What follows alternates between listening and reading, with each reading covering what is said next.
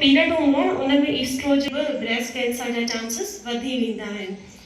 पर कुछ प्रोटेक्टिव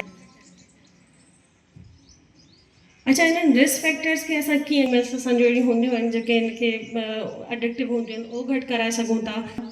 उन खां अलावा लैक्टेशन खे असां प्रोमोट करे था, हेल्दी डाइट वठी सघूं था, उन्हनि खे पोइ असांखे अलाह जे उन में अमान में छॾणु। सभ खां इम्पोर्टेंट इहो आहे त कहिड़ी एज मीनिंग कहिड़ी एज जे हिसाब सां ज़रूरी आहे। पहिरियां त मां तव्हां सभिनी खे ॾिसणो आहे ही जेके असांजो आङुरियूं आहिनि उन जी मदद सां असांखे मिलंदियूं।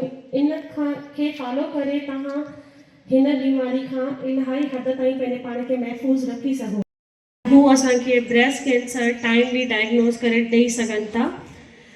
उन सूरत में जॾहिं अञा गिठान असांजे जिस्म में जेका असांजे हथ ते न पई लॻे उनखे बि अल्ट्रासाउंड में त हू पंहिंजे डॉक्टर सां बि कंसल्ट कंदियूं, कम से कम वंस अ ईयरली पंहिंजे डॉक्टर सां कंसल्ट। 20 सालनि जी उमिरि वारी जेके औरतूं आहिनि उहे साल में हिकु दफ़ा।